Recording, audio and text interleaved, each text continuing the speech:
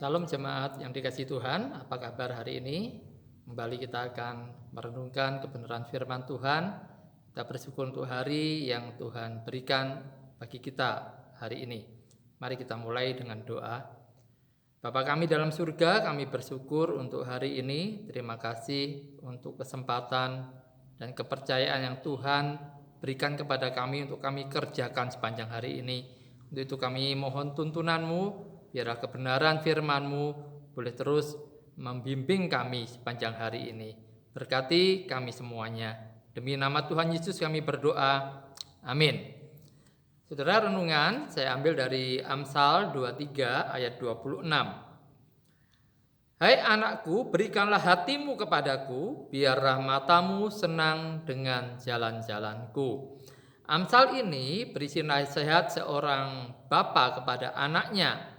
Hai anakku, berikanlah hatimu kepadaku.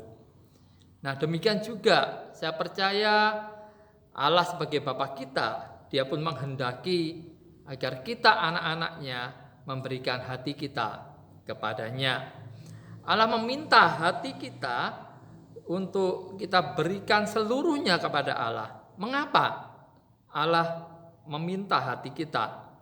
Karena apapun yang kita berikan kepada Allah, jika kita tidak menyertai dengan memberikan hati kita, maka Allah tidak akan berkenan menerima segala apa yang kita kerjakan.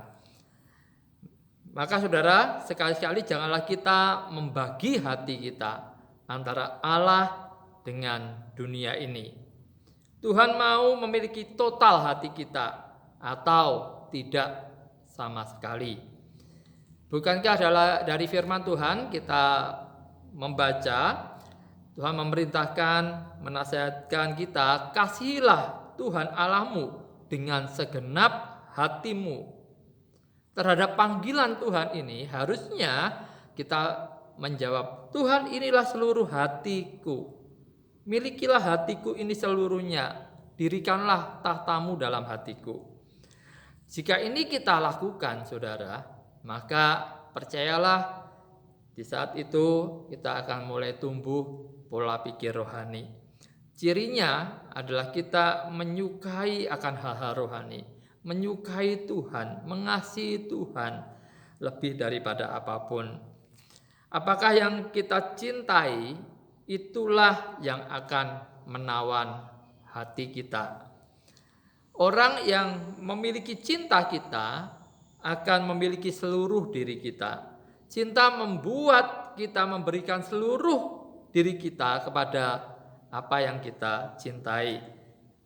Yang mungkin itu belum pernah kita lakukan sebelumnya.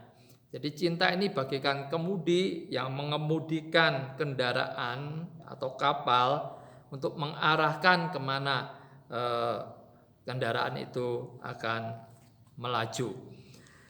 Jadi saat ini saudara ada peperangan yang begitu besar dalam diri kita antara cinta kepada Allah atau cinta kepada dunia.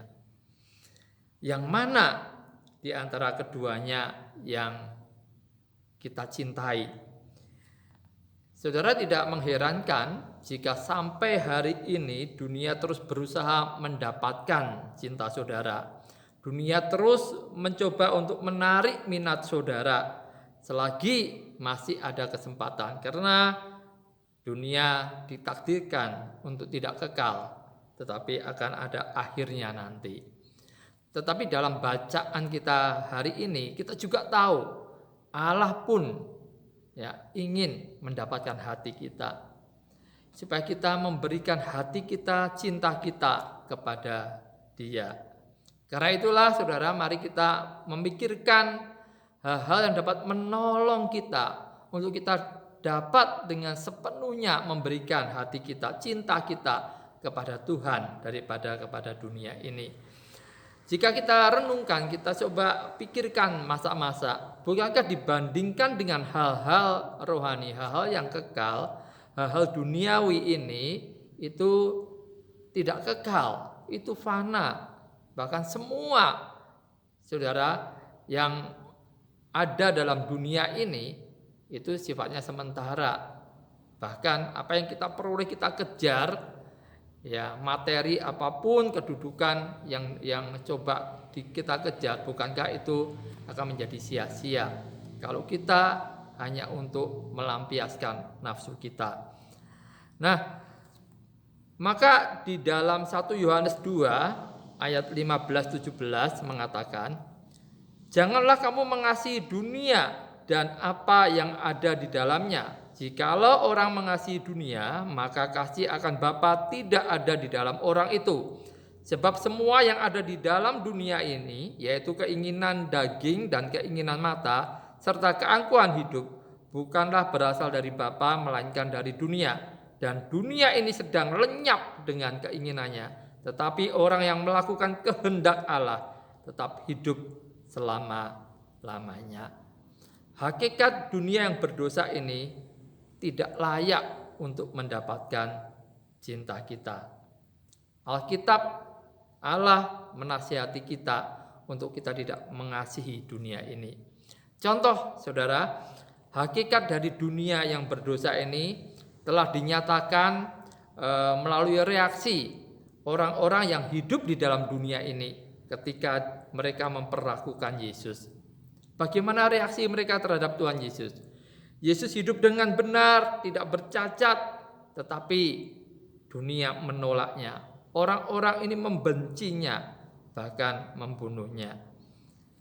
Saudara, penolakan ini bukankah menunjukkan kebobrokan dunia ini? Nilai-nilai dalam dunia berdosa ini yang sudah rusak, sudah bobrok. Mungkinkah kita sebagai orang percaya mencintai nilai-nilai dunia yang berdosa seperti ini? Lalu kembali alam menunjukkan hakikat dunia yang berdosa ini melalui cara orang-orang memperlakukan para rasul. Ketika para rasul berusaha untuk menegakkan kemuliaan kerajaan Allah di dunia ini, mereka memberitakan Injil. Pertanyaannya, apakah dunia orang-orang menyambutnya dengan penuh sukacita? Tidak, saudara. Ternyata sebaliknya, mereka membenci dan menganiaya para rasul, bahkan membunuhnya. Jadi tentukan arah hatimu saat ini. Apakah engkau berikan hatimu, cintamu kepada dunia atau kepada Tuhan? Seseorang tidak mungkin dapat melepaskan diri dari hal-hal duniawi kecuali hatinya melekat kepada hal rohani. Analoginya, saudara, untuk dapat memikirkan suatu hal, seseorang harus berusaha untuk tidak memikirkan hal-hal lainnya. Ya. Untuk dapat memikirkan suatu hal, seseorang harus berusaha untuk lebih tidak memikirkan hal-hal lainnya. Mari pikirkan hal ini.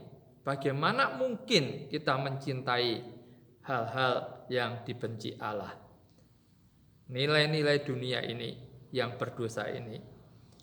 Saudara, harus kita akui bahwa kecintaan kita sebagai orang berdosa kepada nilai-nilai dunia yang berdosa ini tidak otomatis hilang dengan sendirinya. Butuh perjuangan, kita harus menolak kuasanya atas diri kita. Orang Kristen dapat saja terlihat begitu semangat dalam melakukan aktivitas di gereja, pelayanan, tetapi bila hati mereka mencintai dunia ini, inilah menjadi fakta sesungguhnya ukuran kerohanian orang tersebut. Bukan semangat mereka yang menjadi ukuran, tetapi di mana hati ini kita berikan. Di mana cinta dari hati kita ini kita berikan kepada dunia atau kepada Allah. Untuk itu mari hari ini kita memohon kekuatan dari Tuhan, ya, oleh anugerahnya yang akan memampukan kita memberikan seluruh hati kita, cinta kita kepada Tuhan. Dan itu akan bernilai kekal dan kita tidak akan rugi. Saudara, tentukan, gumulkan renungan pagi kita hari ini. Biarlah Tuhan memberi hikmat dan kekuatan kepada kita untuk kita menjadi umat yang mencintai Allah. Amin. Mari kita berdoa. Bapa, kami bersyukur untuk kebenaran firman-Mu yang menyapa kami hari ini. Tolonglah kami supaya kami sebagai orang-orang berdosa ini dan segala hal yang dunia dengan gigih perjuangkan untuk memikat hati kami. Biarlah Tuhan tolong kami untuk kami boleh dengan sepenuh hati memberikan hati kami, cinta kami hanya kepadamu. Tolonglah supaya kami tidak diikat oleh nilai-nilai dunia, hakikat dunia yang berdosa ini, tetapi oleh kemurahan-Mu, kuasa-Mu yang membebaskan kami, sehingga kami boleh hidup dalam dunia ini sebagai umat Allah yang mengasihi Engkau dengan sepenuh hati kami. Terpujilah Engkau, berkati umat-Mu sepanjang hari ini. Demi nama Tuhan Yesus kami berdoa. Amin. Sampai jumpa lagi. Tuhan memberkati.